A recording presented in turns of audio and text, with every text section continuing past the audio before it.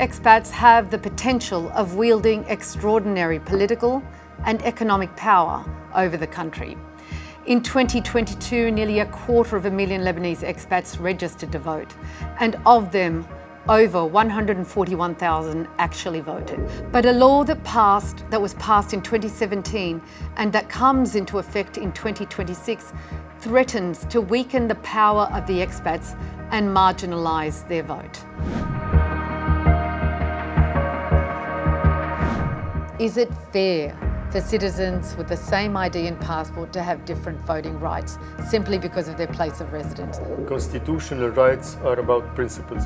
Out-of-country voters are not given something special. They are given their constitutional right. We feel that we are entitled to the same treatment by the Lebanese law as any other Lebanese. The argument that people are making for the 6 MPs make no sense at all. It's a step back, and people are definitely disappointed. The 6 MPs feels like we're a second class. We are Lebanese. Why are they now taking away our rights? We need to be treated as equals and not as people that should be sidelined. And you need to integrate youth reformists in your upcoming campaigns, because we need people that look like us and that speak our language. I think the diaspora vote for us as change movement as a whole was instrumental in getting the number of MPs that we got. And I believe this definitely wouldn't have been possible without the diaspora vote. Today's system is broken and it's not performing for the benefit of Lebanon, not of the diaspora. First of all, let me apologise for the technical difficulties we've had in studio, but thank you all for staying online. And welcome to Season 3, Episode 1 of Real Talk. We open the season with possibly the most pressing issue for Lebanon and the people's ongoing fight to democratically eliminate or at least weaken the political structures of corruption that have for decades wreaked havoc on the people. I say democratically because the Lebanese have chosen not to use violence, but rather elections to take back control of their country from the mafia oligarchs that continue to strangle the economy, opportunity and their future. Our discussion tonight centres on a key pillar of the Lebanese demographic, who have been the backbone that have prevented Lebanon disintegrating into mayhem, poverty and failure. Lebanon's 16 million plus diaspora. Often described as its invisible lifeline, Lebanese expats have the potential of wielding extraordinary political and economic power over the country. In 2022, nearly 250,000 Lebanese expats registered to vote, and of them, over 141,000 actually voted. Their impact was game-changing. Expat votes secured more than half of the 13 parliamentary seats that went to change reformist MPs. With an estimated 1.2 to 1.5 million eligible expatriate voters, a number almost equal to Lebanon's domestic electorate, they have the power to transform the outcome of the May 2026 elections peacefully, democratically and justly. But a law that was passed in 2017 and that comes into effect in 2026 threatens to weaken the power of the expats and marginalise their vote. But the diaspora's influence doesn't stop at the ballot. The diaspora also sustains Lebanon's struggling economy. In 2024 alone, remittances totalled 5.8 billion, down from 6.7 billion in 2023, but still making it 17.7% of Lebanon's GDP, one of the highest ranked recipients of remittances worldwide.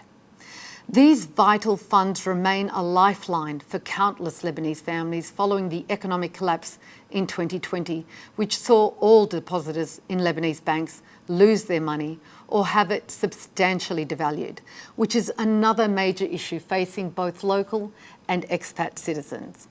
All contributing factors to the urgency around diaspora voting rights and the current heated debate surrounding the law, which some are saying is turning into a debacle. To give you a quick history on the law that is being challenged, in 2017, after decades of the diaspora demanding the right to vote outside Lebanon, a new electoral law was passed approving this And in 2018, the diaspora voted for the first time for their local representative in the 128 seats up for grabs in the parliament. Today, this right is being challenged. The law as it stands does not allow the diaspora to vote for the 128 MPs in the next election due to Article 112, which states that from the 2022 elections, the diaspora would only be allowed to vote for 6 random MPs to fill 6 additional parliamentary seats representing the diaspora across 6 continents. However, due to a huge backlash and strong lobbying by the diaspora and with the support of the majority of MPs in 2021, Article 112 was postponed to come into effect in 2026. And so in 2022, the diaspora again was allowed to vote for one of 128 representatives in their place of registration, as they had done in 2018. Over the past few months, the issue has flared up again, with diaspora groups aligning with local MPs and lobby groups to push the issue and force the Parliament to meet in an emergency session to approve an amendment submitted and signed by more than 50% of the members of Parliament in May of this year to repeal Article 112 and thereby enshrining the voting rights of the diaspora to vote for the full contingent of 128 MPs rather than the proposed 6 random MPs. With the 2026 elections only 10 months away, this debate could not be more timely. Tonight, we are joined by 6 panellists to discuss this inflammatory topic, as well as scores of Lebanese diaspora on the webinar with us from as far away as Nigeria, Washington, DC, Toronto, London, New York, Dubai, Riyadh, and many more locations. 3 panellists have joined me here in the studios in Beirut, and 3 other diaspora representatives are joining us online from Miami, Dubai, and Paris. Welcome, everyone. Thank you. Thank you. Let me begin by briefly introducing them and then immediately get into this discussion, which we encourage our global audience to engage in and send through your questions to our panellists. First, let me welcome Mr. Ziyad Baroud, a prominent Lebanese lawyer, former Minister of Interior and Municipalities, and a leading expert and advocate for electoral reform and civil rights, known for overseeing the landmark 2009 elections and for pushing for transparency and decentralisation. Ziyad brought integrity and efficiency to the public service for a short period of time at least. A two-time recipient of International Democracy Awards, it was during his mandate as Minister of Interior that the proposal for the rights of the diaspora to vote was first raised, but it took nearly 9 years for Parliament to finally pass the law in 2017. Welcome, Ziyad. If I may, thank you for having me Sure. in your real talk. Thank you. Actually, it goes back to 2008, the first time we succeeded. I mean, the Parliament succeeded in having out-of-country voting adopted. It was by virtue of law number 25 of 2008. I'm going to let you tell us more about that when I go into that topic, just so I can finish and we can. Happy to do so. I'll go straight to you. Sorry on for that. the interruption. That's okay. Welcome. Our second panellist is Ibrahim Mneimneh, who is a Lebanese MP representing the Beirut 2 district and a prominent figure from the 2019 protest movement. An advocate for secularism, social justice and accountability, he co-founded the Beirut Madinati Municipal Campaign and later won a parliamentary seat in 2022 with over 13,000 preferential votes, a significant number coming from diaspora voters. Mneimneh is known for challenging sectarian politics and pushing for a more inclusive, reform-driven Lebanon. Welcome. Thank you. Thanks. Carole Abi Jaoude is our third guest and is the Political Networking Director at Kullana Irada, a Lebanese civic organisation focused on political reform. With a background in strategic consulting and community activism, she has worked on education reform, municipal campaigns, and initiatives empowering women in politics. She combines over 20 years of experience with a passion for building a more accountable and inclusive Lebanon. Welcome, Carole. Thank you, Daisy.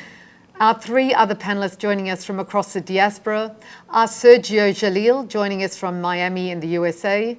Sergio is the chair of the board of the Global Lebanese Alliance, which is a coalition of some of the most active Lebanese diaspora groups and powerful individuals around the world. Sergio is an accomplished academic, consultant and entrepreneur with a strong background in international relations, Middle Eastern studies and the Lebanese diaspora. He is currently the director of Celibal, the Center for Lebanese Studies in Latin America, and has been actively involved in the Lebanese diaspora for more than 40 years. Welcome, Sergio. Our fifth guest is Rola Afra, who is a distinguished banking executive and strategic marketer with over 15 years' experience in launching and positioning telecommunication companies and financial institutions across the MENA region. She is one of the founders of Team Hope, an NGO established in 2019, which was instrumental in mobilising voter registration during the 2022 Lebanese elections and played a key role in organising voting for the Lebanese diaspora in the GCC. And our final and youngest guest is Layal Beyhum. She is a 25-year-old Paris-based Lebanese civic strategist who represents Lebanese youth at the European Economic and Social Committee. Through the Lebanon Ili initiative, she was successful in mobilising young people in Lebanon and the diaspora. She was nominated by the UN Youth Affairs Office to represent the Lebanese youth at the Commission on the Status of Women 69 conference in New York recently. She was invited to join this panel to represent the largest voter demographic, the youth. Welcome again, everyone. And I will make sure we're all online. Thank you. We'll go to our screen. Now I want to dive straight into the debate with you, Mr. Ziyad Baroud. Under your mandate as Minister of Interior in 2008, the rights of the Lebanese diaspora to vote was first brought up for debate. It took 9 years to pass into law, as we mentioned. Firstly, my question, why did it take so long? And secondly, I know you were no longer a minister in 2017, but I'm sure you were closely following the discussions. Were there any objections to the inclusion of Article 112 at that time that we're arguing about now? And why do you believe it was included? What, was it a trade-off to get it passed? And if so, by whom and for what? We know about trade-offs. It's one of our national sports, so to speak. Actually, it was not the first time it was brought on to discussion. It goes back to many, many years before.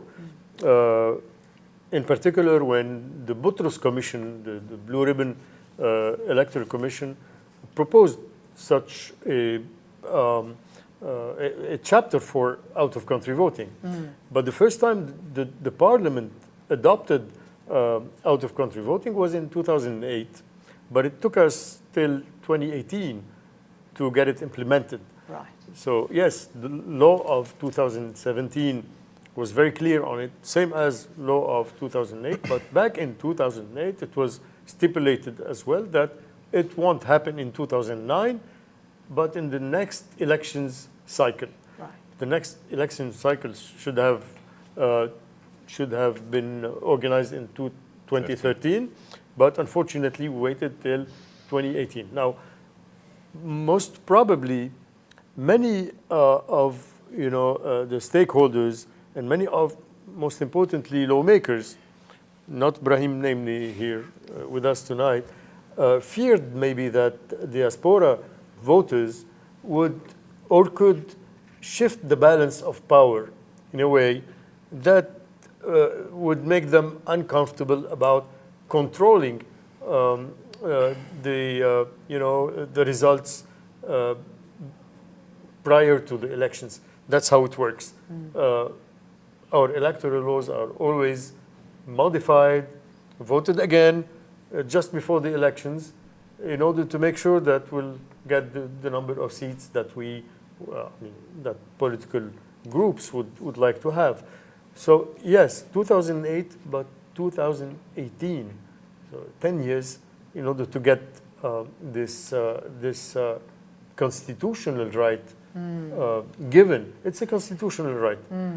Now, all the discussion we're having is about 6 seats or the whole 128, yes. Meaning, are we going to get again back to the same discussion whether we have special seats for the diaspora or we can continue doing business as usual, meaning having voters, diaspora voters, out-of-country voters, being able to vote in their wherever they are in the world, in Australia or in Dubai or in Paris, being able to vote for the candidates of their place of origin. Because this is something non-Lebanese sometimes do not understand.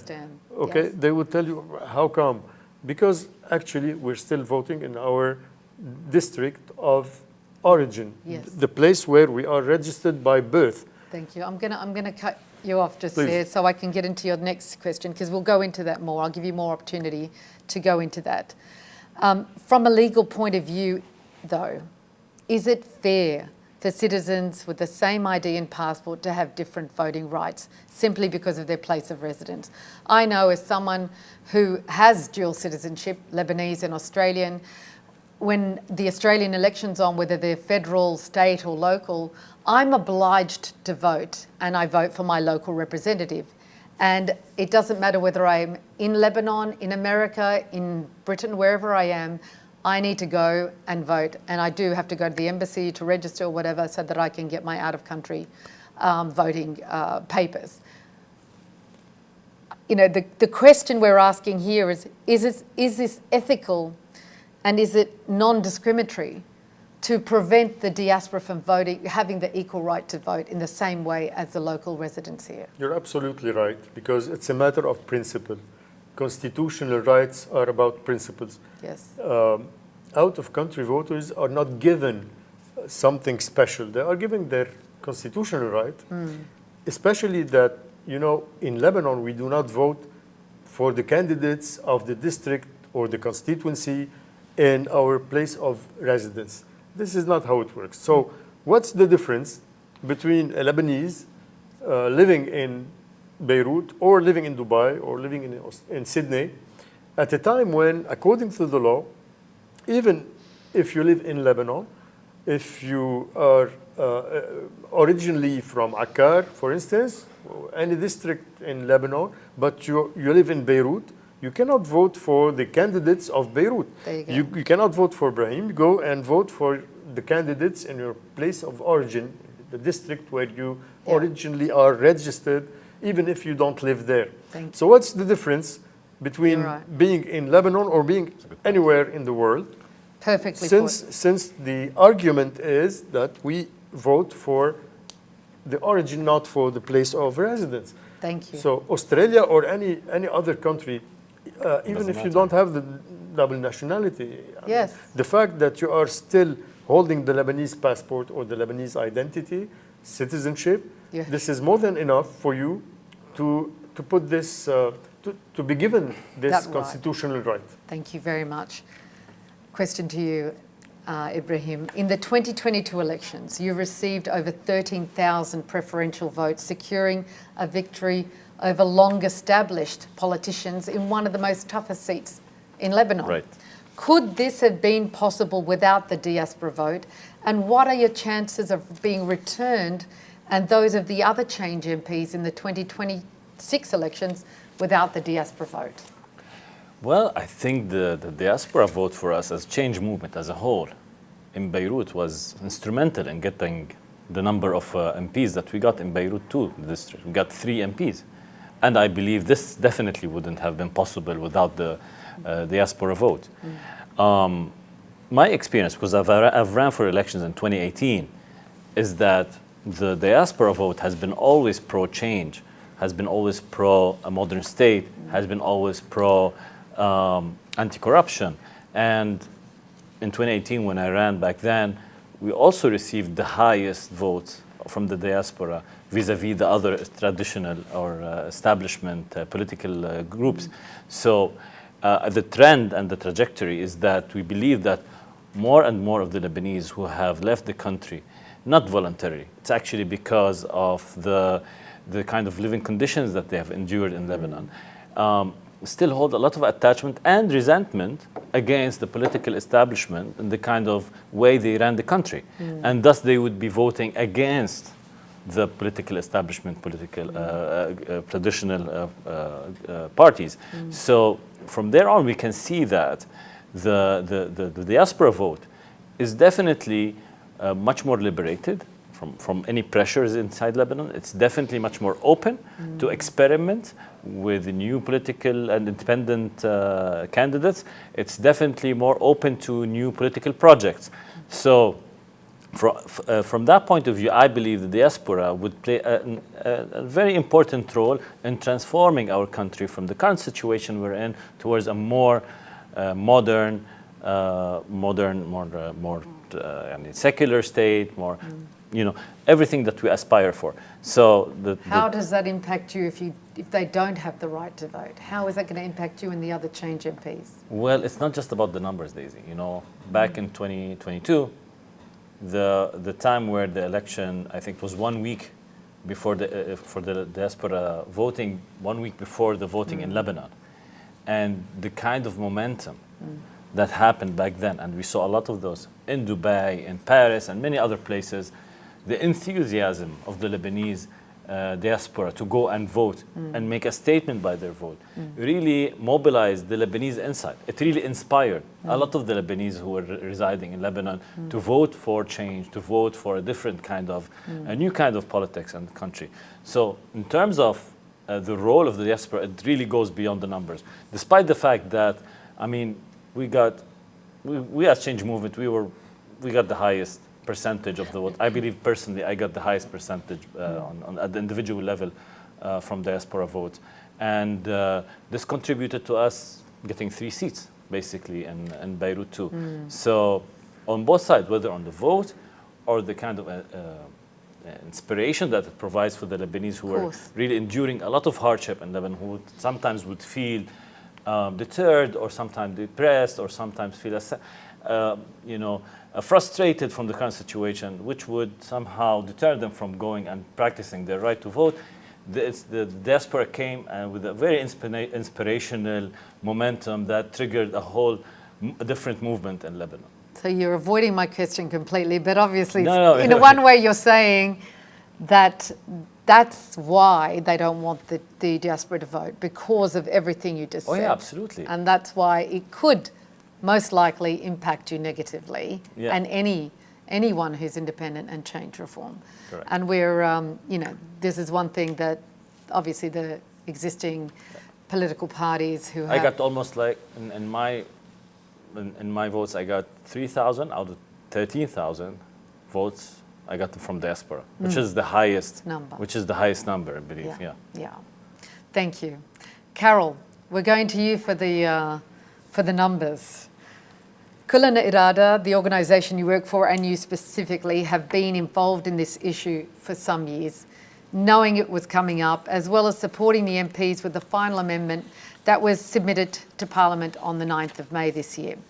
You have also been fully immersed in the data and analytics related to the actual influence of voting behaviour of the diaspora in 2022. Can you share with us some of these statistics, including which candidates or parties most benefited from the diaspora votes in 2022? And did they help shape the parliamentary map? Of course, the diaspora helped shape the parliamentary map. It was very active, and it really changed the results in 8 of the 15 districts, which is a high number, and in the impacted 12 seats, who won the seats, and it effectively, as you said and mentioned before, it helped bring in new faces to the parliament. So, of course, the parliamentary, map was really impacted by the diaspora. I'm going to read some of the diaspora vote. Sure. So, as you mentioned already, the diaspora, because the country average in Lebanon of vote was around 49%. The diaspora contribution was 63%. So this is also to say for the people that the diaspora is not always active. No, they were more active and more engaged in the parliamentary election. 63% of the 49%?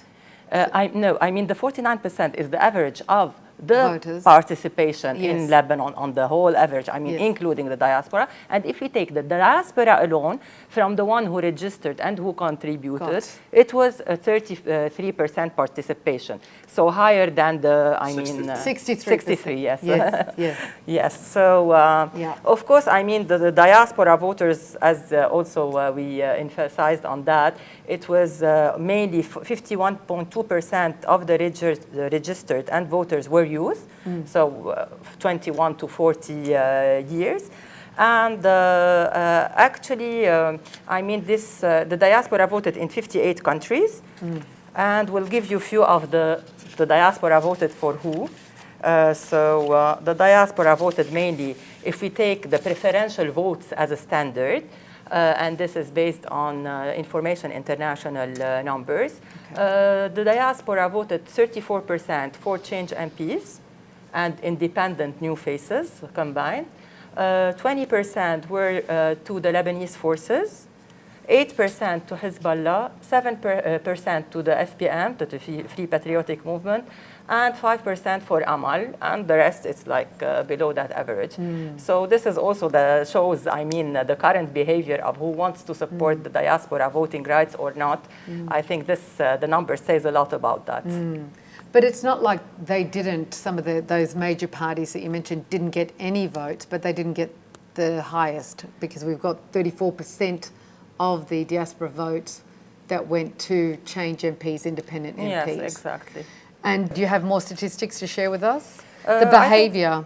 I think for the time being, this is what I can share. I mean, for whom they voted, and we can, if you're interested in a specific angle, we'll do that at a later stage, of course. Just on the point of opposition from the existing, sectarian parties that have the majority, the balance of power in the parliament, their objection, obviously, to the amendment is linked to those statistics, correct? Yes. And what Ibrahim and Ziyad was talking about, they fear the diaspora vote. Yes? Yes, they fear that the diaspora is more, the vote, we say that they are more like informed, they are not bound by the clientelism system that is enshrined in Lebanon. So we think that they have more, let's say, freedom of expressing themselves and wanting to impact the change in Lebanon, to have the country that they all wish, to come back to. I think half of maybe the diaspora was forced to leave the country due to multiple crises that we were facing, and we're continuing facing. Great, thank you. And I know we're facing a few technical issues with the Zoom, but we're going now to our diaspora participants, and I'd like to go to you, Sergio, to start with.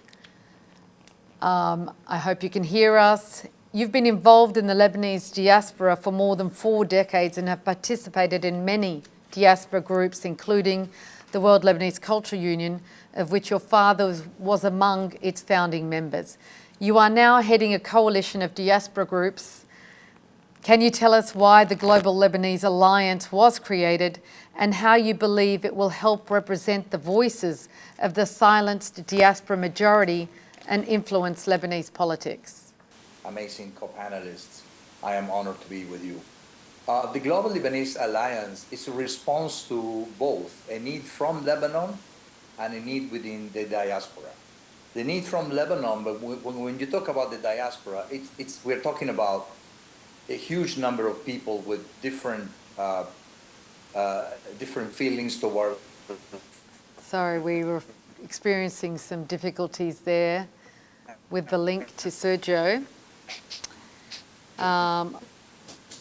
We might go to the next question and then come back to Sergio. Do we have Rola online? Is Sergio back, or we go to Rola? Can you hear me? Yes, we can hear you. Yes, okay. Yep. Okay, so I don't know how much you heard of what I said. We heard the first part, but basically I was saying that the Global Lebanese Alliance is a response to a need from Lebanon and within the diaspora. A need from Lebanon because when the Lebanese MPs and the Lebanese even the government wants to talk to the diaspora. Who do they talk to? There's so many groups. There are so many different entities. What happened in 2019 provoked a reaction in the diaspora that led to the creation of very different groups in different countries with similar ideas, objectives, and programs.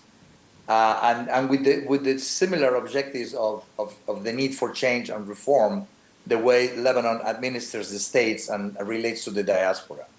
So these groups quickly developed into a formidable force that worked very effectively during the elections of 2022, and that hence the results that you saw and the elections of some deputies because of the work of these diaspora groups. So some groups stayed organized since then. Some became dormant, but they are still there. And some became even more involved and active. And that's while GLA was created as a coordination instrument, an integrated platform to avoid duplication of efforts and to be a common ground for open dialogue, cooperation and among the universe of these Lebanese groups from all over the world, and to facilitate the connection and debate with Lebanon. Thank you. And this is basically to assure the maximum impact of the diaspora in Lebanon and to maximize the relationship from Lebanon with the diaspora. Okay, I'm going to go to my second GLA, question. Let me go to my second question to you, which is directly on the voting law. Why is it important then that the diaspora vote for the 128 versus the 6? Why not 6 MPs? What's your position on that as a member of the diaspora, as a chair of a global alliance? Some believe it is actually a more effective option. What do you see as a downside? Well, the reality is that first of all, we feel like Ziyad Baroud said, we feel that we are entitled to the same treatment by the Lebanese law as any other Lebanese. So that's why we require to vote in the district in which we were originally registered. And let me tell you, there is also an emotional connection. When my father and my grandfather emigrated, the Lebanon they transmitted to me was the Lebanon from my village, the Lebanon from my region. This is the Lebanon that I knew. Yes. This is the Lebanon that I grew up with. The importance of our connections to the roots are existential for us. When I went to Lebanon for the first time, I could smell the smells that my father was describing.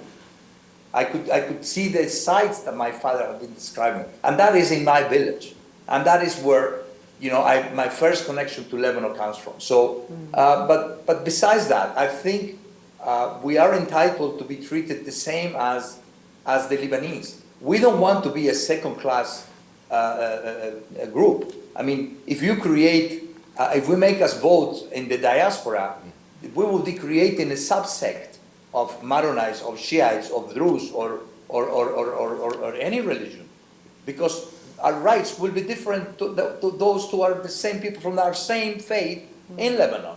So you are dividing, you are subdividing. Even you're not sectarian, you're more than sectarian, and you are trying to put us in something that we don't belong. Okay, so regarding the 128 versus the 6, and I've seen the debate that Nancy from TLDN, Nancy Stefan for TLDN, she really defended well our position, which is for the 128 deputy. But we don't want to impose, in GLA, we don't want to impose our view on others. We have our clear perspectives. We want this as the minimum. The 128 votes is what we demand. Now, if other people and other groups, and I have seen and I have heard the perspective from certain, let's say, groups from Michigan, for instance, that they say that their voice would be better heard if they could vote in the diaspora. I don't want to jump to that question yet. I want to just focus. We're not there yet, but because I want to specifically go into that and give others a chance to address that point. But yes, I think you've perfectly answered the question on why you want to vote for the 128 through those connections. So let me jump to Rola from Team Hope. Team Hope was instrumental in securing thousands of members of the diaspora to vote in 2022 and then ensuring they did vote. Explain for us the feeling among the diaspora and the GCC and around the world to the possibility of being denied the right to vote from their adopted countries for the 128 MPs in 2026. Why are some political parties in Lebanon, those who oppose the 128 law, scared of the diaspora? And please also share your perspective and that of Team Hope on the importance of voting for the 128 versus 6. Trying to get different parts of the world, same question, essence, but we want to hear if you've got anything more to add to Sergio's. And I want to warn the audience, Rola has lost her voice a bit, so she's bravely agreed to join, and so we'll just take that into consideration. Thank you. Good evening, everybody. I'm really sorry for my voice. I wanted to get our voice heard. So it's a step back. In 2022, people were feeling a certain pride. They wanted to have their voice heard. They felt engaged. They felt like they can make a change. And this is why there was a lot of turnout. When you tell them right now, 2026, you will not be able to have that same exact right and responsibility and duty, it's a step back. It's not a step forward. And people are definitely disappointed. We've had a petition signed by 15,000 Lebanese diaspora members asking for the cancellation of that law that talks about the 6 MPs. People want to have the same treatment. They want to be treated fairly. They don't want to be treated special. The 6 MPs feels like we're a second-class citizen. We don't want to be that. We are Lebanese. We have never let go of our country. We've always been there for our country. They've always talked about the help that the diaspora, the Lebanese diaspora is doing to Lebanon. Why are they now taking away our rights and our responsibility? And to be honest, Daisy, the argument that people are making for the 6 MPs make no sense at all. People, for example, that are part of the Hezbollah or Amal clan, voting is confidential. You go behind the ballot and you make your voice heard. Nobody knows who are you voting for. So nobody will tell from any country in the world who are you voting for. So the idea that, because you are from a certain party, you will not have the same right, that's not there. That's one point. The second point, Lebanese diaspora have been in touch with their country. They know their rights. They know the news better than the Lebanese resident. We call our parents and tell them, we heard there's been an explosion in so-and-so village or area, and our parents would not know about this. So we are up to date with the news much more than the resident. So to say that, we are not involved in the day-to-day or in our own village news or update, that's not correct. So that's the second argument. And I don't want to jump the gun. Thank you. Thank you, Rola. Layal, I'd like to go to you now. You represent possibly the largest demographic of expats that have fled the country since the port explosion on August 4, 2020, and the country's economic collapse in the same year. And you are also the demographic that is least represented and heard from. For this reason, I wanted to include a member of the Lebanese youth in these discussions and ask you, why have so many youth fled the country? And do you have any idea of the numbers that leave every year? First of all, Daisy, thank you so much for taking the youth into account and for giving me the opportunity to speak on their behalf. I don't speak for myself only, but I speak also for everyone that had to flee because of the fact that today, us as the youth, we are living the byproduct of this generational trauma of a civil war that never held anyone accountable, and who we have been inherited the silence from our parents of not wanting to be involved in politics, of being completely silent and not wanting to be involved in anything. And what we live is this, how do we break this cycle of, not believing in the fact that change is inevitable? So to get to your answer, I thought this would be a nice way to approach your question, because this is the tone I would like to step in with. Why did we leave? Well, let's simply start with the basic facts of economic exile. Youth unemployment topped 25% in 2021. You have entry-level salaries now covering less than a third of living costs. And when we come back, when granted the chance to, given, the situation, we see how our friends' mental health is tremendously deteriorating. And that's not encouraging for us to come back. On the contrary, it forces us to not want to step foot in Lebanon again. Another reason is basic service breakdown. You have chronic rotating blackouts and unsafe tap water, electricity shortages, and this is a baseline. These are our basic rights, and that's the bare minimum we deserve to have. And a third and most important aspect is the inherited distrust, because we've watched the past generation give up on accountability. So why stick around when the cycle repeats?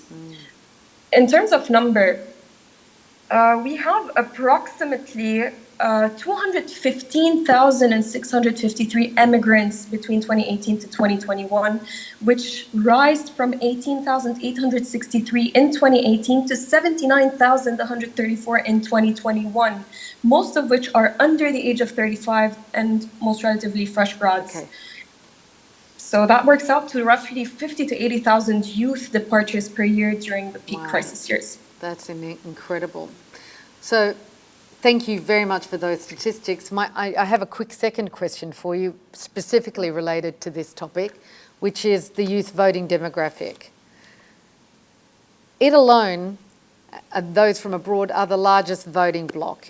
In my documentary, Enough Lebanon's Darkest Hour, I illustrated the statistics that showed the youth vote. Those between 21 and 35 could alone change the face of politics in Lebanon if they got out and voted. But they are the largest bloc that continue not to vote, whether in Lebanon or abroad. Why is this, and how can we encourage more youth to take voting more seriously? First of all, we did not see people that look like us. We did not feel represented in any way, shape, or form. You also have the basic fact of the alien campaigning messaging.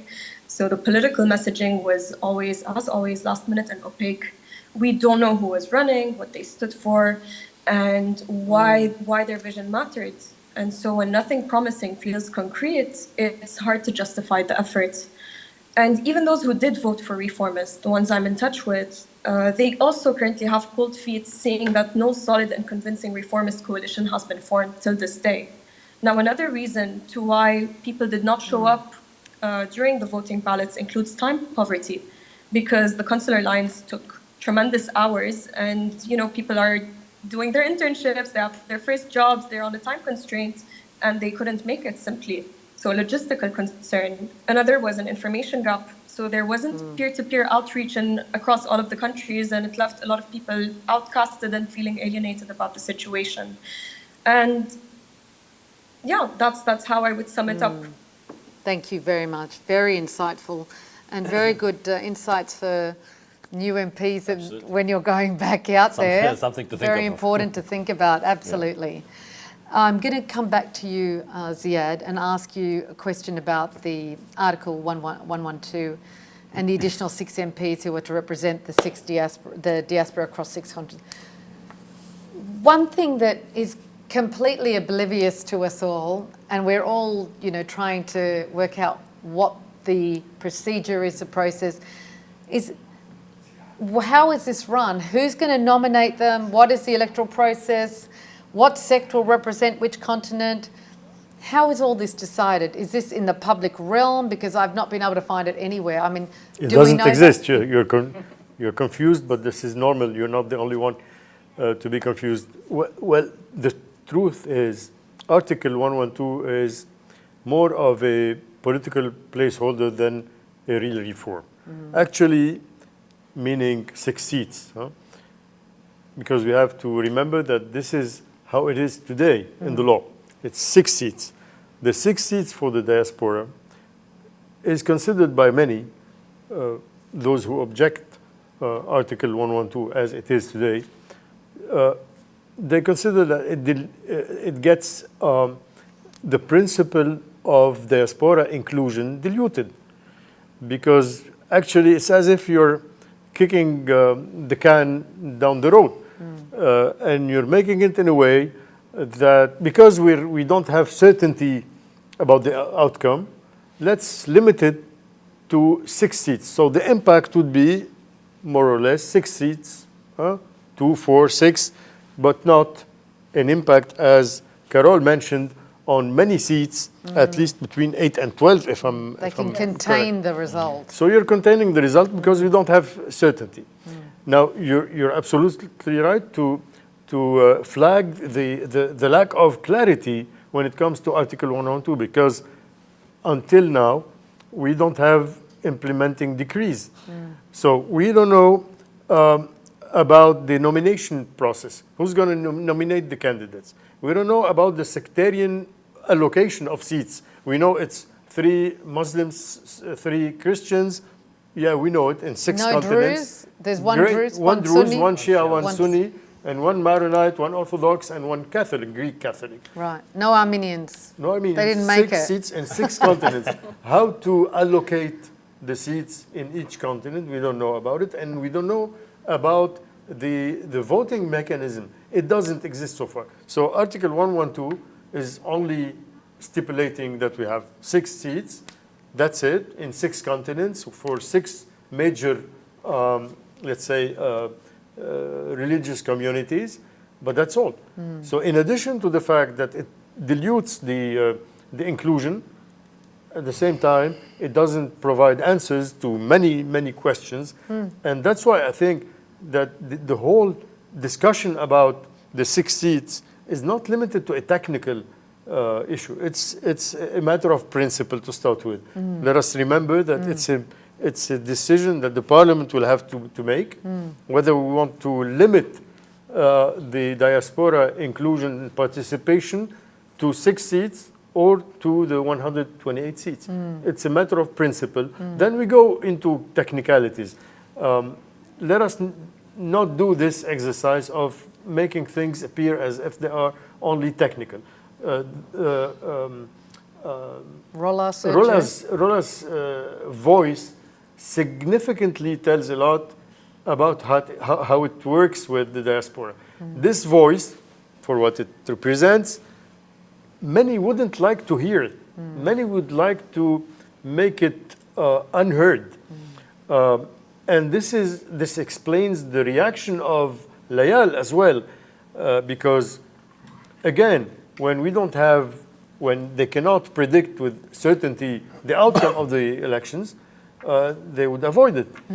So when they see someone like, for instance, Layal, and who she represents, being more or less free in their voting, they wouldn't like them to vote. I mean, that's how it works. They prefer Unfortunately, they prefer them out of the picture, because if they are in the picture, they are free to vote the way They're not they with them if they're in the And picture. it explains a lot on how it worked in 2018 and 2022. And maybe because there was some success in the 2 rounds on the level of the impact of the diaspora voters. They're being impact. adamant about this. Many political groups were unhappy about it, and the reaction was what we witnessed lately in Parliament. Okay, thank you very much. And Ibrahim, just going to you on that point, what Ziyad just mentioned to us, that it's a smoke and mirrors at the moment. There's no laws, there's no Absolutely. discussions. Is anything being debated in Parliament today about the decrees and how this process would work? There's obviously a committee that it's been referred to, the law's been referred to, but is the Ministry of Interior, who decides what happens to this law and how this alleged 6 MPs are going to be elected? Is there any work being done behind the scenes? No, actually, I don't believe there's any work that's happening behind the scene, because at the end of the day, if you are faced with the kind of allocation for this particular sectarian representations, in which location you'd allocate them, this is a very big question. Yes. Because if you, for example, want to allocate a Sunni MP, where would you allocate it? Would it be Europe? Would it be Asia? Would it be America? And same goes for the Maronite, and same goes for the Druze, and same goes for the Shiite, and so on. So this is a very, given our system, a very complicated question to answer, to be honest. And I don't believe they will be able to resolve it because, you know, the Lebanese are distributed all over the world, and there is no particular sectarian distribution or concentration in anywhere in the world. So it would be very challenging to allocate a particular MP of a particular confession to a particular continent as it was planned in the decree as for. But as you said, you know, I believe that some political parties who don't want the vote to go to the 128 MP members are relaying the discussion to this subcommittee that you mentioned. Yes. Which I believe, I mean, the discussion will happen anyhow. But what we wanted to do was to have an early on understanding of what kind of direction the diaspora would be voting for. And we, of course, we're pushing for the 128, which would help us, all candidates, to understand how they're going to be campaigning, to have the diaspora prepare themselves, to have the Ministry of Interior and Minister of Foreign Affairs get prepared for the logistics of the voting at that point in time. So this needs a lot of preparation and work. But so far, I mean, there was a huge pushback in Parliament regarding the amendment of that article to vote for the 128. And unfortunately, I wasn't expecting that much of a pushback, to be honest. I'm going to get into that next. next. There's a huge pushback there. And it's unfortunate that we see that pushback because, as Ziyad was saying, it was a matter of principle for us. And as Sergio was saying, it's a matter of attachment, the involvement of the diaspora to their individual towns, to their connection, to their roots, is what's really making the argument for so obvious for voting for 128. Thank you. Have we got the guys online? Rola, I think you wanted to add to this conversation. Tfaddali. I want to also make a point, adding to the points Carole, Ziyad. Also, we don't know how the budgetary spend will be. So in Lebanon, there's a certain spend for campaigning, for being a candidate. What is the spend outside? Who will monitor it? How will it be traced? That's one. There's also a point where they're trying to portray that diaspora are all voting for change. This is not true. What we are advocating is for a fair right, an equitable right to all diaspora, to all Lebanese to vote. Now, who do you vote for is your own choice. There is a lot of diasporas that belongs to different parties, political parties that are existent in Lebanon. And we've seen that in the 2022 election. So it's not like this is a fight against the existing political party. No, it's a fight for Lebanese to have a fair representation across the world. We all know that due to the recent events, a lot of the youth have left the country. The country is now dependent on our fathers, mothers, and grandfathers who have already voted and had their voice heard in the Civil War. Like Layal said, we need to have our voice heard, and they are trying to shut us up. Thank you. Thank you, Rola. I would like to add as well on that, because I mean, so far I did not know, for those who are defending the 6 seats, what are the rights that these 6 MPs would carry that currently are not done by the embassies all around the world. So this is also not defined. So what is the specific right? I think we're today in a position where Lebanon is in the need of the diaspora supporting Lebanon, rather than Lebanon, I don't know, offering like something to a Lebanese living in a state like France, where I mean... You make a very good point there that I think we've all sort of neglected, because some points have come up later, but and raised by a member of the diaspora in Michigan in a conversation over the weekend. Yeah. But you're absolutely right. The representation of the ambassadors and consul generals and all of those missions around the world are supposed to defend the rights of the diaspora and speak out for them in all of the countries where there is Lebanese diaspora. But we'll get into that in a minute. I just want to just go to the next question on the actual amendment, the electoral law that was submitted on May the 9th, exactly 2 months ago, where 68 members of parliament submitted this urgent draft law, signed including members of the Lebanese forces, Change MPs, Kata'ib Party, the Progressive Socialists, the Armenians and Independents. However, the Speaker of the Parliament, Nabi Berri, who controls the Parliament, has blocked its passage to be debated and voted on in Parliament. Instead, he appears to be stalling it in the subcommittees and willfully going against the majority will of the Lebanese Parliament. As our resident lawmaker, Ziyad, and constitutional expert, is the Speaker within his rights to block the discussion and a vote on this law? And would it be correct to say that Mr. Berri is holding the People's House hostage against the will of the people? Well, this has become a central feature of how the Parliament operates in many cases. But from a constitutional standpoint, the Speaker of Parliament cannot block or prevent the discussion of a draft law that has been properly introduced, especially when we're talking about laws or draft laws that have a broad public support, or draft laws that address constitutional principles. So in these cases, in principle, this should not be accepted. However, in practice, the Speaker of Parliament wields significant procedural powers, setting the agenda, convening sessions, controlling the parliamentary calendars. Are you being too nice to Mr. Berri? No, I'm being, you asked me as an expert, and Yes. I'm replying as an expert. Okay.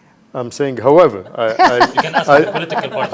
I told you what the principle is, and I'm saying, Yes. however, Yes. the procedural powers are set in the bylaws of the Parliament. For those who want to dig more, it's Article 109. Amend it if you wish that the Speaker acts differently. But so far, unfortunately, setting the agenda, controlling the calendars, and convening two sessions is all these powers are in the hand of the Speaker. So And that's it. and that's He's it. got a veto over it. So far, now there are other ways of, because the draft laws that we're talking about are addressing constitutional rights, because they are they Yes. have What is a the public- other way around to get this on the agenda? I think that the parliamentarians will have to proceed differently. What do you recommend? I mean, they know. I wouldn't recommend. They know how to do it. Happy to hear from you, Ziyad. I think that this kind of things should go to it. I mean, a petition would maybe be one of the first steps Yeah, we already did that, forward, yeah. which is Yes. already done. Yeah, we already What I mean to say, yes, it's problematic. It's technically problematic, but the principle is still here. Now, you mentioned a couple of minutes ago that we're 10 months.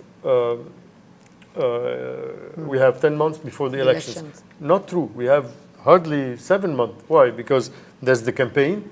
There are you need to give time for registration. Absolutely. We need 6 months pre-registration for out-of-country voters if we want to do it right. Wow. So no, we don't have 10 months. Wow. And, Yeah. and the fact that we're postponing the discussion in Parliament, this would have a negative impact. I think that Sergio and Layal and Rola, they know very well, because they are part of this dynamic, they know very well that we're lacking, I mean, time is of the essence and we don't have much time. And unless we get this done very quickly, we'll end up with 6 seats, which would be Or no expat vote. Or no expat vote, because 60 without implementing decrees that's the is a scenario we problem face. as well. That's what's at stake. Bearing in mind that Absolutely. we succeeded, I mean, the government, let's give the government the credit, they succeeded in Okay. organizing elections in 2018 and 2022 based on 128 seats for participation for the diaspora. Let's go there again. Logistically and technically, it was a success. And politically, it gave people their constitutional right to be part of the process. Ibrahim, I'm going to go straight to you. Yeah. And let's try and contain our answers because we've got a few more questions. We've got the diaspora representatives to make a comment. But Right. what is being done? Tell me what's going on behind the scenes inside Parliament. Have you got some plans? Is there a strategy for you to be able to force the debate on the voting law in Parliament? You know, the first step was to really bring the highest number of parliamentarians around this amendment. And we succeeded in getting a majority of 68, Yeah. 68 signatures, okay? Then we pushed for having it on the agenda as an urgent draft law. And unfortunately, like Ziyad was saying, Speaker Berri used his power to block it, okay? Or Yes. ignore it at least, and transfer it to the subcommittee that discussing the whole Yeah. amendments of the election. Then we, because of what Berri did, we had to make a huge statement and really leave the General Assembly back then and to make a statement that we will not participate in any General Assembly unless the majority of the Parliament's will is manifested in putting at least this law for vote. I mean, we have the right in the General Assembly to vote for the urgency of this discussion of the law, and Speaker Berri totally ignored it. So I think the escalation, okay, that we have to do will come. Did he do anything illegal? Or did No, he it's not. just It's not illegal, but I mean, in any democratic situation, any democratic country, in any democracy, a speaker cannot ignore a majority of 67 signatures, 68 signatures But he of parliamentarians. has. But he has, and that's why we had to escalate and try to challenge the quorum back then in the parliament. But you So- didn't. You weren't able to. You didn't get a. Yeah, we missed on four Four MPs to leave, but I mean, we What's will the continue the plans pressure. next? I think what they call this, العريضة. The petition, yeah, the petition. Right. The petition was again a legal instrument that we could use, a tool to push for the Speaker Berri to take it into consideration. I think the fight will go back again to the subcommittee. We will push for the 128. And what's more important is really that kind of talk. I mean, the voter, the diaspora, the kind of how vocal they're about it, the petition they're signing. We need to continue the pressure from outside and from inside. From our side, we know that we were able to gather the number, the majority that we need. Okay, we just need to make sure that there are no kind of any kind of tricks, Obstacles tricks they will Yeah. play around us. Yeah. And what's But the we're most, seeing that. Yeah, what's the most the scariest part is coming to it too late. You know, like Ziyad was saying, and I said earlier. Yeah.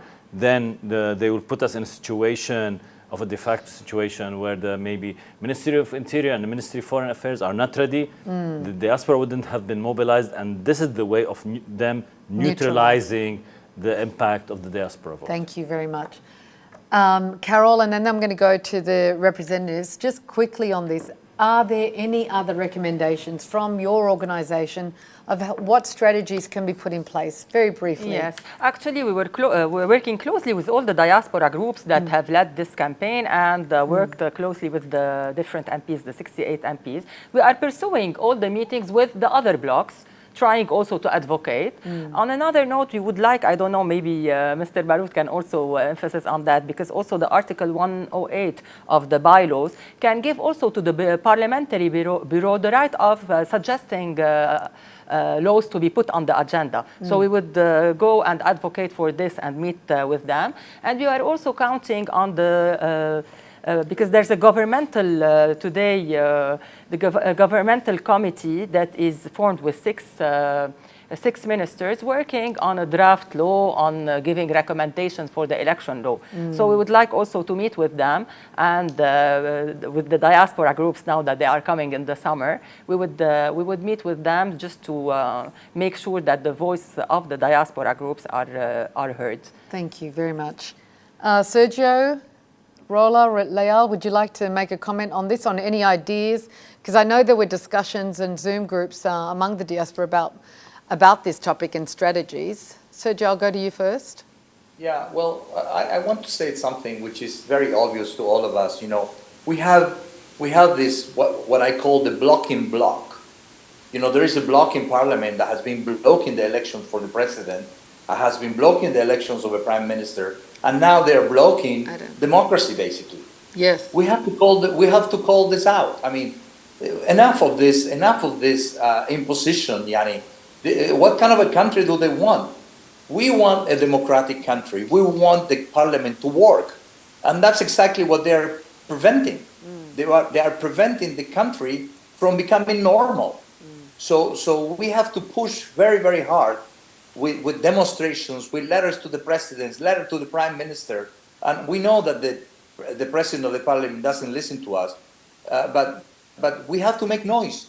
And we won't stop. You know, we won't stop. If it thinks that we're going to stop here, we will not stop defending our right to vote for the 128. We will not stop defending the right of the diaspora, and we will not stop trying to make Lebanon a better country. So we might outlive him, Mr. President of the Parliament. We can outlive you. So either you do it now, or your legacy will go wherever, the same place where you will go. Having a technical question, but thank you very much. Rola, Layal, would you like to make a comment? And I want to go to you with just on the strategies you can take on, you know, from the diaspora, what you can do. Layal, Rola? We are 16 diaspora groups who have been advocating for this law. There are 69 MPs who are supporting this law, and there are 61 MPs who have signed the petition. There are 15,000 Lebanese who signed the petition to have this law cancelled. These are voices, Lebanese voices who wants to be heard. They can ignore us, but for how long? In the 2022 election, they kept saying the election will not happen, the election will not happen. And we kept registering people until the last minute. And we kept going until the election happened. This time, they will not deter us. We will fight until our last breath or until our last voice, like I am right now. Thank you. And one more thing I want to add, Daisy. You know, most of us, we work in international companies where we plan 5-year plan, 10-year plan. Right now, what the government is doing, it's just the period is closing. And the longer they take to discuss this, is the longer they're going to have a poor planning. But like we've seen in the 2022, this didn't deter Lebanese. No. In Dubai, for example, we have all seen what Dubai has presented. We had people queuing around the block in the scorching heat, and none of them were actually complaining. People showed up, and we had the highest numbers. This will not change. We will have that again. So if they're counting on our despair, they don't have it. Thank you. And Layal, if you have you got any other comments you'd like to make on what strategies can be implemented from the diaspora? Like I'm hearing the emotion of the diaspora, but I'm just wondering, can't we be advocating and lobbying with the government in France, with the government in America, pushing those governments to put pressure on the Lebanese government to follow the constitution, to give people their rights, because we're talking about defending a constitutional law and a right. So I'm just wondering if you guys have thought about that in discussions with your groups. Absolutely. So here's the thing. Just today, I exceptionally in Brussels, because we had an EASC meeting on the Euro-Mediterranean goals and priorities for 2026, where we're talking about how do we collaborate between South to South, and how are we going to shift this narrative of anti-colonial North to South cooperation. During the Euromed summit that took place earlier last month in Istanbul, none of the 3 Lebanese representatives were able to make it, given the security situation in the country. And my conversation today with the rapporteur was how present Lebanese state officials and ambassadors are on the EU scene, on the regional scene, and equally at the UN scene. And this conversation has led them to come up with conclusions and say, well, they're not showing up. That means they simply don't care. If they don't care, how are we going to lobby for them? How are we going to push forward? And I told them that I've had this discussion with the Lebanese UN mission in New York when I went to represent the Lebanese youth at the GA in New York. And I was asking them, why aren't you present in the most important conversations? They simply said, we are underfunded, understaffed, and defunded. And they can't be present all the time. Upon my discussion with the current Minister of Youth and Sports, I was suggesting the implementation of a youth delegation so that we can have some representation around, regional and international bodies. She told me, how are we supposed to fund youth when we're unable to support or fund ambassadors in being present on the scene? How are they going to accept this? It's quite ironic, but it's the reality that we live in. And I think that for us to gain relevance on the international scene, it needs to start by having our MPs and our ambassadors showing up in the first place. This is how lobbying works. Thank you. That's great insights there. And thank you, because I guess it's happening on every level, because they're wanting to defund the diplomatic missions so that they're not able to push for the rights of the Lebanese, whether it's in forums that Layal's talking about, or in this situation. There's many levels of possibly manipulation going on. Number one priority is we're running out of time. I love what Layal and Rola and Sergio are saying. I love their enthusiasm, their determination, emotions, but we don't have much time. Yeah. So yes, we want to do something, but we have to do it. We must do it ASAP, because we really don't have much time. Of course. Look, I want to jump to another question regarding the 128 versus 6, just to throw a spanner in the works, or just the other side of the equation, because Sergio, I'm going to go to you with this question. There were recent interviews amongst the diaspora members on LBC TV in Lebanon a few days ago, where we witnessed competing viewpoints on the issue of the 128 versus 6, with a member of the Lebanese Diaspora Network, Nancy Stefan, going up against a member of the Shia diaspora in Michigan in the USA, Mr. Ali Mansour. Nancy was defending the rights of the diaspora. You mentioned it earlier. I want to give you this opportunity now to just give us as briefly as you can, because we're running out of time and we want to get to the questions from the diaspora participants.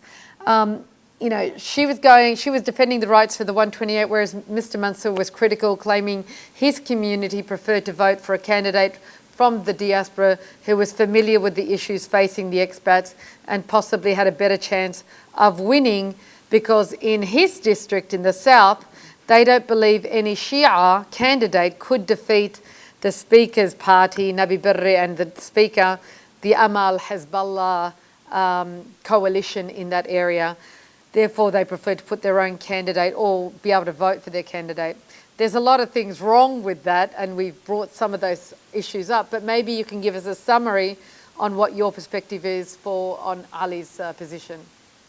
Well, we welcome to any views from the diaspora. We are not shut on just on the 128 because we want. We believe this is the best way of being represented. But I do understand Nancy's ideas and these gentlemen's ideas are in favor of change.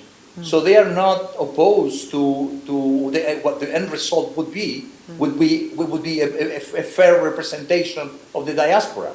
they have competing views, but they are not necessarily against the principles that we want to defend, which is the right representation and the right of people to be rightfully represented. Now, we are not here to impose one view or the other. We have our view, which is, and we support it strongly with the 128. Now, we don't see it as a zero-sum game.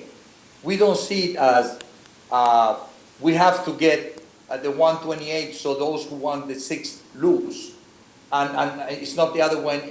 They see it also as a zero-sum game. So if we get the 128, they would lose. The way we see it is, as long as we have the demands and the needs of the people, Miami internet, not why they Lebanon. want the 6? So maybe there is a vehicle for sitting with them and discussing the possibility of we get what we want and you might get what you want too. So why not thinking of something we've been discussing internally is the 128 plus 6. So you choose. If you are you vote in a district like Beirut that you think that your voice will make a difference, you choose to register for the 128. If you are from a district in which you know that you're... I just wanted you to did you hear all of that? Because there's a new... Christian. What Sergio is talking about is a new discussion that's been happening in the diaspora, and I was hoping that Wissam Yafi could be online today to send through that, discuss that proposition. But have you guys heard about it? That the option of having the diaspora get to choose an option of whether they vote for 6 candidates or 128, but having both options, they don't get denied the right. At the same time, if I'm in Sydney... That's not possible. Technically, I'm not sure if this is possible, to be honest. Huh? Plus, the day you give this option, those who are advocating for the 6 seats would withdraw because it's... Yeah, I mean, there's no way they could compete. I mean, this is not... but I think, giving that option is just a kind of another maneuver to delay the real discussion of what is going to be the decision about the diaspora vote. Right. Is it going to be the 128 or the 6? Right. Because at the end of the day, everybody needs to prepare and organize. So this is their way of just throwing there more options for discussion. But this came from the diaspora. This came from a member of the diaspora. No, this became at the beginning from politicians somewhere. Yeah. This idea of having 2 options? Yes, because it's not possible for them, because you have the list, the voter list, you need to control who's coming and who are eligible to vote inside or outside. At the end of the day, what the political parties are saying, okay, whoever wants from the diaspora to vote for the 128, they can come over and preserve the right to vote for the 128, and they can fly to Lebanon so they can vote for the 128. Right. And this, of course, plays for their favor because they are the one who has the money and who are able to pay for more of the for their diaspora to come over. And which really... But they're saying the 128, they get to vote for them in the diaspora, out abroad. Yeah, so... They want the right to vote. The option. The option. If you're abroad, if you're living abroad, you can... You decide, you have the option to pre-register to for vote the for 128 6 or for the 6 seats. Yeah, but that's exactly May I add something? I think also, due to the, we're not today like a very prosperous country, and we have lack of budgets and we have lack of preparation. Look what happened in the municipal elections. The people that were controlling and were on, within the E-Day working on the elections were not even prepared enough, were not, didn't have all the information. So I think creating now a second layer of having an option is more costly, and it will need more time and technically challenging as well. Technically challenging. How are you going to control it? You need to have the lists already prepared. Who already decided to vote for the 6? Who already decided to vote for 128? And also, we're talking about the abolition of the 6 seats, but also it is one of the requests of the diaspora groups is also to extend the registration period, which was for them a little bit short. It started in October 1 and ended on November 20, and it was very challenging. And it is these same diaspora groups that are currently involved in this campaign that were doing, the role of the ministries of different embassies, and were going to the people and supporting them to get registered, etc. So there are many infrastructure things that we cannot deny. On a personal level, I think we don't need 6 additional MPs as well. Okay. I'm going to go to a slightly different question posed to both you, Ibrahim and Ziyad, on the Shia vote. The Shia community is a substantial and important component, and their vote is very significant. But they remain one of the most underprivileged group in Lebanon, and as we know, poverty breeds desperation. Desperation means they're easy to control and manipulate and direct.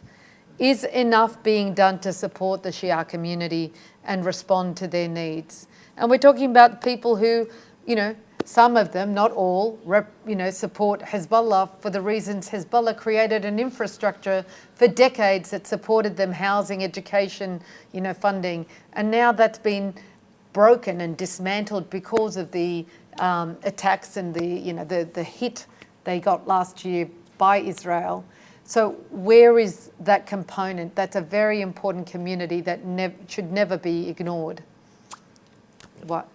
Well, for me, I think as much as I understand the hardship that the Shia community is undergoing, but I believe that many Lebanese are as well struggling and suffering from the economic situation and from the deterring services of the state. And of course, we want all the Lebanese constituents to be able, and the communities to be able to have the access to vote democratically for their choice. And unfortunately, right now, in many regions in our country where Hezbollah has a very dominant presence, we don't get that right. We've experienced that in 2022 and 2018, and it's not as easy as you think. And the claim that there is some kind of a victimization or a special treatment that you need to provide for the Shia community, I believe it's somehow exaggerated when it comes to elections. I think what we need to do is provide everybody equal right to be able to vote in a very democratic and a free way. And that is what we're trying to achieve. It is actually the opposite for what they're asking for when they claim. Starting from a handicap and have been for decades. I'm just talking about I look at it from, my upbringing in Australia and the Aborigines in Australia. And there are special considerations to try and positively discriminate, to allow them to get into universities, to give them scholarships, to give them jobs, in order to help lift this underclass that was for a long time created by British imperialism and, the aftermath we're still seeing. But I'm not trying to make them out to be special, but it's been going on for decades. And the reason that, Musa Sadr was so popular, giving them a voice in the 70s, we still have that, weakness as a larger percentage of them. You can't ignore it.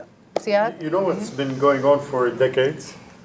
Tell me. Lack of state guarantees and governmental services. For it everyone. applies to all everyone. Lebanese people. Of course. Now, but it's on another level. Sometimes, that's on top of what they're already suffering from. Sometimes the Shia are suffering, sometimes the Sunnis, the Christians. We are all suffering from one thing. Our system is dysfunctional. And as long as our system is dysfunctional, you cannot expect miracles. Now, we have a situation today. Yes, we deal with it. But even if we deal with this situation post-war and with all what the Shia community, the high price that this community paid and other communities as well, the solution would be limited to a short period of time. What we need is really a system that functions. And our constitutional system is problematic, and it's giving very bad results on all levels. So, each time we have victims, victims of the system. We should really advocate for no, I wouldn't say system change. I know how difficult it is, but at least let us really understand that the problem in Lebanon is not about diversity. It's not because we're different. It's not because we have 19 different religious and non-religious, one non-religious group. It's because we do not manage diversity the way it should be managed. It's a management thing. How do you manage diversity? How do you make it in a way that all Lebanese people feel that they are part of the country, that they are part of the decision making, that they are, wherever they are, whomever they are, they have the guarantees of the Lebanese Republic. This is something we're lacking. And it cannot continue like this. When you hear Sergio and Layal and Rola, I mean, they are not in Lebanon for the time. They flew because they have the same constraints that we're going through every day. I would like also to add that from an election perspective, I don't think that the religions are not represented. The people that are discriminated are more women, youth, newcomers. So that does not stand. I mean, all the parties the usual and the religions groups are already discriminated represented. against. So I don't think the marginalization is not yes. sectarian based, to be honest. You know, and I think the idea that people from the south were just marginalized, I think it was more on the level of like people on the periphery of the country versus the center of the country were more under same in Akkar, same in Akkar, same in Beqa. Right. But it And was today, at same one moment in time. Beirut suburbs. Huh? Yeah, absolutely. Everywhere. You have a lot of problems in everywhere, but it is not sectarian based. Our political parties transform it into a sectarian base. It is more actually about the state, its role, and its intervention. And as Ziyad was saying, we have a serious democracy problem in Lebanon, having democracy in our system. Exactly. I'm going to jump through subjects. We're running out of time. We've been getting into a lot of other discussion, but I'm going to talk about the economy, and I'm going to go to Sergio and to the diaspora representatives here and look at Lebanon as a nation and its economy. Can it survive without a large diaspora sending back money? Does it entitle the diaspora to more active involvement in the political machinations of the country? We mentioned earlier that 17.7% of GDP last year, $5.8 billion was sent back to Lebanon in remittances by the diaspora. Can Lebanon survive without the funding of the diaspora? And does that give you more rights? Well, we see the diaspora as an integral part of Lebanon, but we don't see the diaspora as a cash machine for Lebanon. I mean, we want to partner with the citizens residing in Lebanon and to work for a better country together. Our role is complementary, but it's not enough. We cannot sustain the country if the Lebanese do not how to make a country. So we don't want to be donors to Lebanon. We want to be enablers of projects and finance the ideas that the Lebanese people have and their enterprises. So we can invest and we can help jumpstart the economy, but we need two hands to clap. I mean, you need capital, but you need manpower. But what happens if the diaspora pulls the we need much more than that. And what happens if the diaspora pulls their money out, stops sending remittances? We won't do that because that's not what we want. We want exactly the opposite. We want to keep on helping Lebanon, but the condition is that the Lebanese help us too. And to begin with, we are making so much effort to vote in the elections, and this is beyond money. We are making so much effort to mobilize the diaspora to participate politically. All we ask from the Lebanese is to do at least the same. Thank you. It cannot be that the absentee number of people in Lebanon keep on staying the same. You are telling us that you are not interested in Lebanon and you want us to help Lebanon. So better, first of all, show us Lebanese that I'm talking to the Lebanese people now, that you are interested in rebuilding the country and we are here to help. This is a job that has to be done collectively. We will not rebuild the country to come and drink arak and eat tabbouleh every summer. This is not what we want. That's what We they want to say build a about nation that's what they say about the together. diaspora. They want to come and enjoy the summer and leave the mess behind for the local citizens. No, I say that this is what they want. It's not true. This is what they might want. Interesting. And bring the money and pay for the parties and pay for. That's not what we want. Good response. Rola, as a banker working in the banking and financial industry, could you ever see the Lebanese diaspora pulling their money, withholding their money, and is it something that that would make the Lebanese government take notice? Because in reality, the Lebanese sectarian leaders and political parties know that the Lebanese diaspora will not, as Sergio said, stop sending money back to their families. And so they're manipulating this. What is your response, and will this ever be a possibility that you use it as a lever, that the Lebanese diaspora uses its money as a lever to pressure the Lebanese government? Rola. We're not in a position to blackmail our parents or our families back home. We are sending money so that our parents can have a decent life that the government is supposed to be providing them. So we are bridging that gap. But while we bridge that gap, we are expecting the government to do its role. And the government is not some alien entity. The government is voted by the people. Our system in Lebanon is parliamentarian, which means that every single vote that every single Lebanese does, it is getting his voice heard. It is making a change. You are voting for an MP. That MP is starting new laws. They are electing prime ministers. They are electing the president. They are electing the executive power.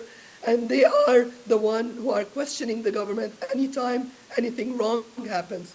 This is the basis of where the democracy starts. So, no, we're not going to blackmail our parents. We're not going to be twisting their arms. But we have a lot of influence because, as Lebanese, you always hear Lebanese are success stories outside of Lebanon. Why aren't they inside of Lebanon? You see a lot of CEOs of big corporations who are Lebanese. These experts and these experiences can be used inside of Lebanon. Just allow them to be used. Allow them to be consultants. Allow them to come back home and make use of that experience. For God's sake, you have the CEO of Microsoft who's Lebanese. You have the CEO you have the person who was behind the engineering of iPod and iPhone, who was Lebanese, Tony Fadel. You have the GE president and CEO, Nabil Hbayeb. You have George Al-Hidri, who was the CEO and part of the board member, vice chairman of HSBC worldwide. You have so many Lebanese success stories that can be brought into Lebanon and making a change. Just allow us. Thank you, Rola. And we have seen some of those great minds who've been nominated as ministers, and I've had the pleasure of meeting some of them who are bright and have tremendous ideas for the country if they're allowed to implement them, God willing. I'm going to go to Layal, and then I have to go to questions from our participants. And if anyone else would like to send through your questions, please do so, because we've only got 5 minutes left to wrap this up. So please send through any questions you have to our guests here. Layal, your generation is the one that is still freshly departed. What would you need to see and want to see to encourage you to return to Lebanon? And do you want to return, or would you prefer to stay in France or another country? Have you written off Lebanon? On a personal note, definitely I have not written off Lebanon. I would love to be involved within the public sector or within the diplomatic track, but so long as this is not even a granted access to me or to anyone today, I would rather stay in Europe and pursue all of the mediation and lobbying efforts that I can from abroad. Now, for the greater portion, including myself, we are the current bread feeders or the soon-to-be bread feeders to our families that have lost everything in the bank, if not during the war that is still taking place today. So today, when we want to talk about us returning, we need our basic rights granted, not just for us, but for our entire families. And this is also a problem for us because it's delaying our time to get married, it's delaying our time to develop a family, because our family is not surviving at this point. Our family is in such dire circumstances, and we cannot let this slide. So for me to return, or for any other person to return, our basic rights need to be granted. We need to see accountability within the banking sector. We need to see accountability for what has happened during the August 4th port explosion. We need to see accountability for all of the missing persons since the Civil War. I mean, we need to see justice taking place in any way, shape, or form. And we need to see our MPs and our ambassadors stepping up when it comes to subjects regarding the South, and regarding today, Ashara's very creative idea of using Tripoli as a bargaining chip. I mean, we want to see our government that we have democratically elected speak up and act up and be more transparent. And we need to see these moving forward. I know what I'm saying is idealistic. I completely understand that things are much more complicated on the ground. But if in such circumstances we do not act radically and we're still hiding behind our fingers, how do you expect the future generation to believe that in any way, shape, or form there is change?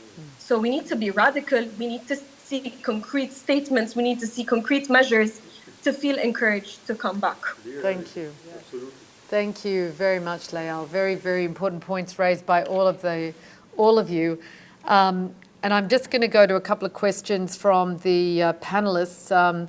One of them, Jimmy Karam, has asked, while much has been made about the constitutional right and symbolic importance of allowing Lebanese diaspora to vote for 128 MPs, not just 6 reserved seats, how do we reconcile that with the reality that hundreds of small Lebanese communities abroad, particularly those with fewer than 200 registered voters, are effectively excluded due to logistical or political decisions?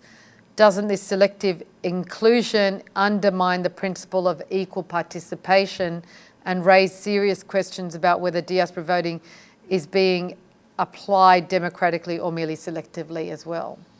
We're talking about technical Issues, and logistics. yes. The problem is in big countries like the States, for instance, the United States, it's difficult to organize elections in every single town. So they try to regroup voters, because less than 200, you need to send someone to organize from the embassy. But the question is, I think that we need to regroup or try to put measures, especially in Large countries. large countries. Brazil, But this is a France. technical issue. I mean, you have options. At one point, you can have some kind of electronic vote, or by mail, or like Exactly. another. This is this is something important, because Yeah. now we're talking about Yes. magnetic card. And Yeah, so actually, I mean, yeah. magnetic card, it was in 2017. Since then, too many things have changed. No, nothing has been done, but too many things have changed. We have the biometric ID verification, which can, the facial recognition. I mean, too many new ideas and techniques that could actually answer People the could question vote on the phone. Yeah, I mean, e-voting is not that easy. Right. Even Could it be manipulated? very you mean? old democracies did not succeed really in implementing it widely, but this is an option. And by the time we will get our elections, maybe it would be, I was saying 2017 and 2025, too many things have changed. Yes. Technology Technology has moved on. During Time, I mean. COVID time, we had this barcode for the impact platform. So why not use the same for elections? Pre-registration You can improve it with time. I mean, of course, Absolutely. I would understand totally Jimmy's point that we want everybody to be able to vote. I mean, bringing it down from 200 to 150 maybe, if the logistics would be accessible and helpful, then why not? Maybe the next step but we should have like this kind of discussion. The initial discussion should be, how to include more of the Lebanese to engage in the elections, and how to be able to get a better turnout, and how to get a better representation. If we are working with these principles, So it would be just a matter of technicalities and efficiencies, and that's no problem. But so far, the challenge is about the principle. You know, we don't know if the majority in the parliament is really pro these kind of values or not. Right. If each one is trying still to preserve the power that they have. Yeah. That's really... I would also add that in the draft law that was presented on May 9th, we asked that the number would be reduced to 100 in order to steer the conversation around this point as well, because I mean around 2,500 people did not vote in 2022 due to this condition. Issue. So it's not selective, it's a more logistical issue rather than to address Jimmy's question. Another question that's come through from Abu Bakr Muhammad, an alternative approach would be to increase diaspora seats to 12 or 18 based on whatever ratio. Why isn't this approach taken? Interesting. I don't understand. So what's the question? He's suggesting why only 6, why not 12 or 18 diaspora seats? I mean, I think nobody knows how the six MPs was designated as a number. And I think it's already problematic because from a sectarian point of view, it's also dismissing a lot of the confessions that are very present, especially, for example, Armenians. Armenians have suffered a lot. Yes. And a lot of the Armenians have already left the country. So if we want to connect them, maybe it would be a good idea to have an Armenian a member of parliament representing the diaspora, if that was the thinking. But unfortunately, I mean, we're going to the same vicious cycle. I go back to the original thing. This kind of confessional system doesn't really function. It is not functioning at all. The whole system is a total disaster. We are going against time. Okay, I mean, all countries are moving to a more modern, more efficient, more agile kind of state.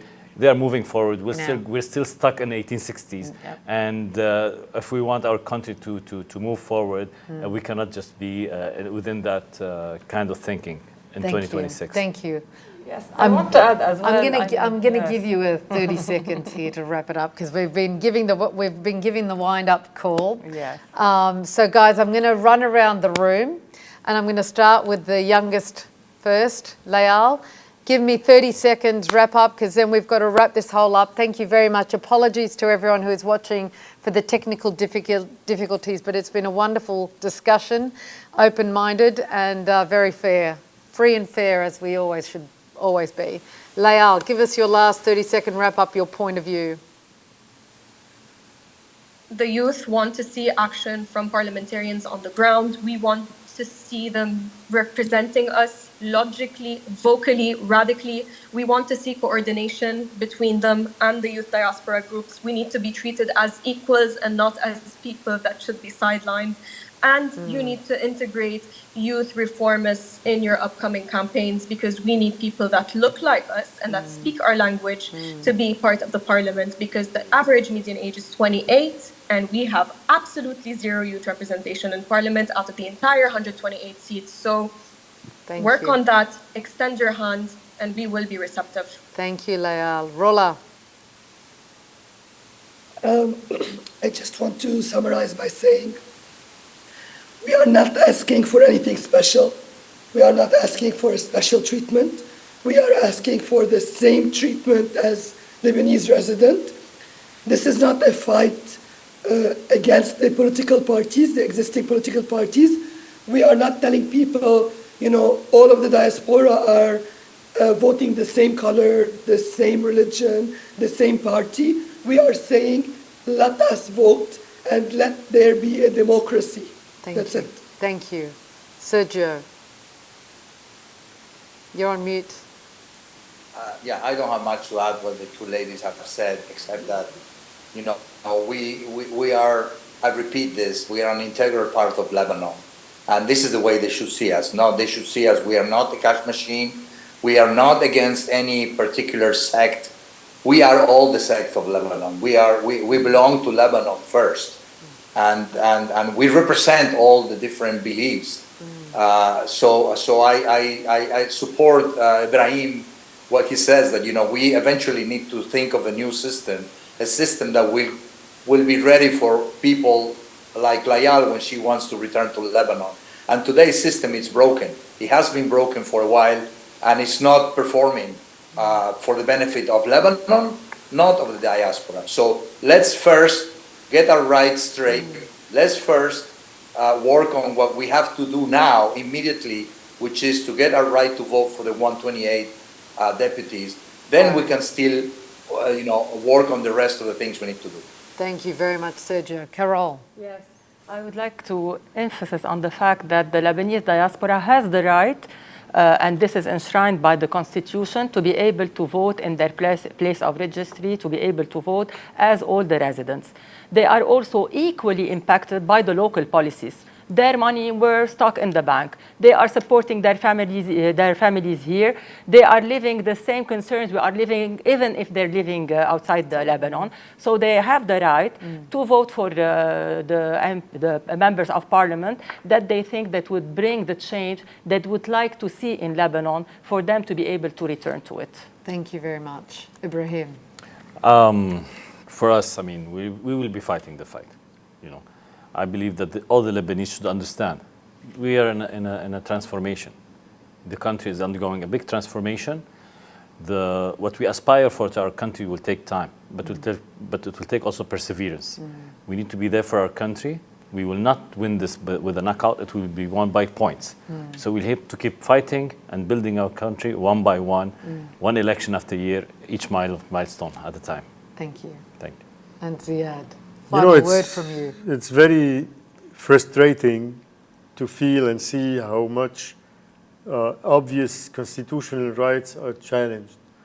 Why are we discussing all the matters tonight at a time when it's so obvious that people have equal rights? I'm confident that the Lebanese people, whether in Lebanon or abroad, are becoming more and more aware of their rights, and this is a good step forward. What we need is more, I would say, engagement more, and we don't have much time. No. So time is of the essence, and disappointment could be around the corner. So let's do it quickly. I wouldn't like to see all participants and all those who are listening to us tonight or watching us. I wouldn't like to see them disappointed in May 2026. I would love to see the Lebanese people all around the world part of the reconstruction of the country, much needed. Thank you very much. Thank you to all the guests who've joined us from abroad and here in the studio. And thank you all for joining us from around the world, the participants who, I'm sorry we didn't get to all of your questions. The technical difficulties caused us some delays, but we will be sharing this recorded interview as well in a week or so, and we hope you'll be able to listen to it fully. But a reminder today that your voice, your actions, your intentions matter. And if you want your voice to matter, then you need to get engaged in the process and raise it with the local MPs, lobby groups, and even your MPs in your own country, your members of parliament and your government. The pressure has to come from the diaspora and has to continue in cooperation with groups and MPs inside Lebanon. Thank you for joining me, and I'll see you on episode 2 of Real Talk next week. Thank you. Thank you for tuning in to another episode of Real Talk and experiencing firsthand the real stories told by real people. I hope you found value and meaning and encourage you to subscribe to my YouTube channel or wherever you get your podcasts. Your ongoing financial support is vital to our ability to continue delivering these stories, so please remember to click on the donate button in the description, giving only what you can afford. I spent my whole life giving my time, money and skill to serve human rights and social justice causes, and I know it's not easy to keep giving selflessly. But this work is important because the mainstream media has failed to live up to their obligations. So we need to step up, speak up, or we're no better than them. I believe by tuning in to this podcast, you are someone who wants to know the facts and the truth, so you can independently decide what to believe and what not to. My job is to deliver that information. Yours is to place a value on it.